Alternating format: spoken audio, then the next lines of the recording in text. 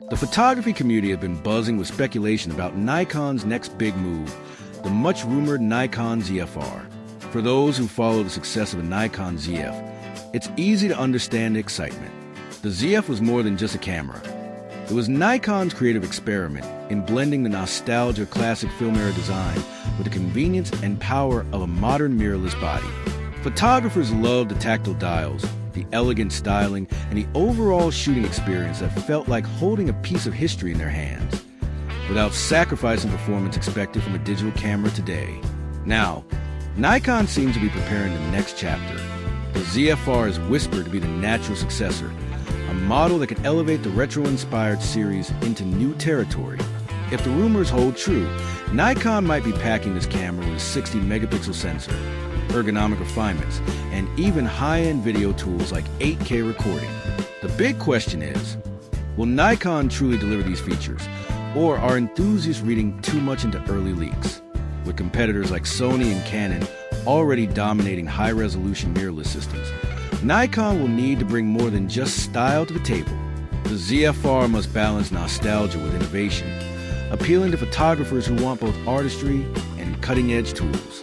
And before we dive deeper, make sure you subscribe to Lenz Loop and hit the bell icon so you don't miss out on our latest deep dives into the world of cameras, lenses, and photography news. Now, let's explore how the ZFR could redefine Nikon's retro-inspired line.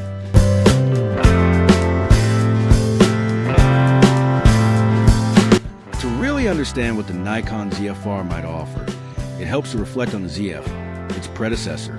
The ZF was designed as a love letter to Nikon's heritage, echoing the company's legendary film bodies like the FM and FE. It brought back mechanical style dials for shutter speed, ISO, and exposure compensation, wrapped in a design that instantly drew the admiration of retro camera fans. Yet beneath the vintage exterior, it housed a capable modern mirrorless system that delivered sharp, vibrant images. Photographers who use the ZF often praise the balance between style and performance, but it wasn't without its compromises. The grip was slim and sleek, but not ideal for long shooting sessions, especially with heavier lenses. Many users resorted to third-party grips or accessories just to make the camera comfortable for extended use. And while the ZF could manage 10 frames per second, this speed didn't satisfy wildlife or sports shooters who rely on rapid bursts to capture fleeting action. As a result, the ZF excelled in portraiture, landscapes, and street photography, but it lacked the versatility of other cameras in Nikon's lineup. The rumored ZFR, however, is expected to address these shortcomings. One of the most talked about upgrades is a 60-megapixel full-frame sensor. Such a leap would immediately position it against heavyweights like the Sony A7 RV and Canon EOS R5 for detail-oriented photographers, landscapers, studio artists, and commercial shooters. This could be a major draw. High-resolution sensors open up possibilities for large prints, deep cropping flexibility, and unrivaled detail reproduction. But resolution alone isn't enough. Nikon will need to differentiate itself with advancements in dynamic range and color rendering. Some rumors even suggest 16-bit RAW capture, which would bring medium format level image quality into a more compact body. While that may be optimistic, even sticking to 14-bit files will provide plenty of latitude for post-processing. Another area of interest is speed. While the Z8 and Z9 dominate Nikon's high-performance segment, the ZFR doesn't appear to be targeting the same audience. Instead, it seems designed for image purists who prioritize quality over speed. Maintaining 10 frames per second would likely satisfy the intended demographic. Photographers who value consistency and detail rather than machine gun bursts. Nikon is clearly segmenting its lineup to avoid overlap, positioning the ZFR as a refined, deliberate shooter's tool rather than a sports or action body. Video is another potential frontier. With 8K already available in models like the Nikon Z8 and Canon R5, it's natural to speculate whether the ZFR will include it too. On paper, 8K recording makes sense. It caters to hybrid shooters and future-proofs the camera for creative professionals. However, implementing such power in a retro-style compact body raises concerns about heat management and battery performance. Even if 8K isn't its strongest feature, simply offering it would increase the ZFR's versatility. Filmmakers and content creators could take advantage of oversampling for pristine 4K footage, or use 8K for creative cropping in post-production. Design remains a defining aspect of the series. Nikon knows a retro look is one of its strongest selling points, and the ZFR is expected to refine it further. Improving the grip without losing the streamlined styling will be crucial.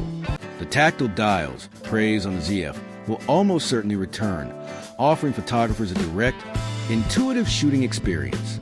This combination of modern internals and old-school controls gives the Z series its distinct identity in a crowded mirrorless market. Ultimately, the Nikon ZFR looks less like a competitor to the Z8 or Z9 and more like a specialist tool. It's aimed at photographers who want a balance of artistry and detail, those who care as much about how a camera feels as the files it produces. If Nikon successfully combines high resolution, ergonomic refinements, retro charm, and strong video performance, the ZFR could become a standout option in its niche. At this stage, the Nikon ZFR remains a camera shrouded in mystery. Rumors suggest exciting upgrades, but nothing is confirmed. Still, one thing feels clear. Nikon is targeting a very specific group of photographers. The ZFR isn't about being the fastest, nor about replacing Nikon's flagship models. Instead, it seems built for those who crave a deliberate, immersive shooting experience. Photographers who enjoy slowing down, dialing in their settings with physical controls, and capturing images with as much care as intention. If a ZFR truly delivers on a rumored 60-megapixel sensor, improved ergonomics, and its signature retro charm, it could be one of the most compelling cameras in Nikon's lineup. Add to that strong video features and a refreshed design, and Nikon may well carve out a new benchmark for retro-inspired mirrorless bodies. Of course, it won't be the go-to camera for sports shooters or those who live and breathe speed, but it doesn't need to be. Its strength lies in offering something different, a unique blend of tradition and innovation. At a time when many brands chase futuristic designs and experimental tech, Nikon's decision to lean into heritage feels refreshing.